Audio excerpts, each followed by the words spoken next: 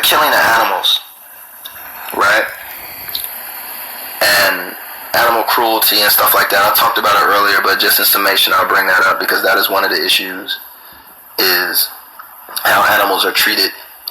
And, you know, first thing is you have to understand that a lot of these animals that are domesticated, they were born for that purpose. Now, whether they chose to be born for that purpose, the funky part is they would have never even been born, ever, for you to even be worried about it. The reason that they exist was for food. The people that raise them, the people that care for them, the people that make sure that they're, take care of them. The whole purpose of that whole industry, the whole purpose of their existence is food. That's what domestication is. And it's the same thing with plants. There are certain species of plants which were allowed to thrive at the expense of other species of plants, simply because those plants had a higher caloric value. They were easier to farm. They withstood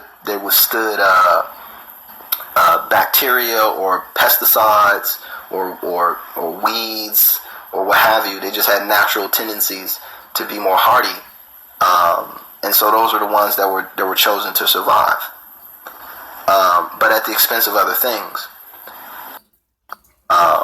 And what that leads to, and this is very dangerous for the world, is monocultures. Monocultures, if you don't know what that is, it's plants and animals, as well as bacteria. Every living thing is when you allow one particular species to become the dominant force outside of natural selection.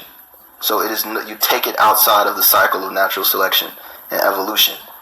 Not evolution like God made the universe type evolution.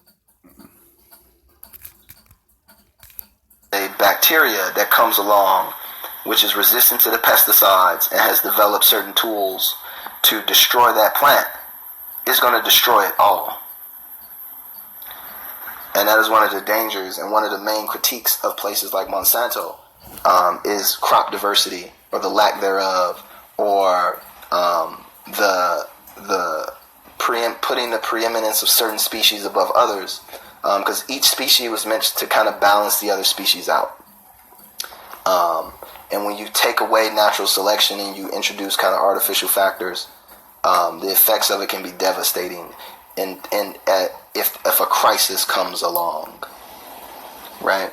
So you have to be very careful about that as well. And it is something that is relevant to plants and animals, and especially relevant to humans, because at this point in time, the most destructive force on the planet is us. It's not cows. It's not domesticated cows.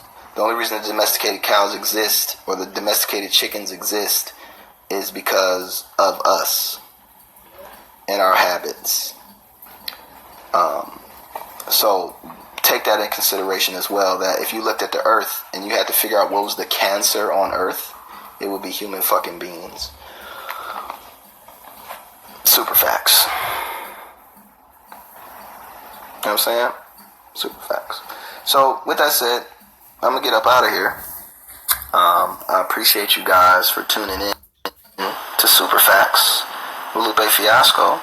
Just be kind to each other, be nice to each other, learn how to talk to each other, try and take into consideration the context of why people do what they do, and more so address the context.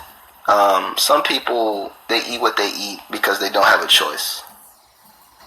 Some people eat what they eat because they don't have the knowledge. Some people eat what they eat because they just fucking like it.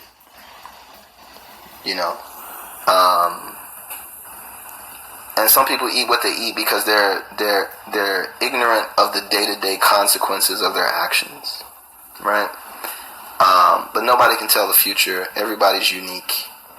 Everybody has a different motive and incentive package. So just take that in consideration. I'm not saying don't proselytize to them or don't preach to them the benefits of being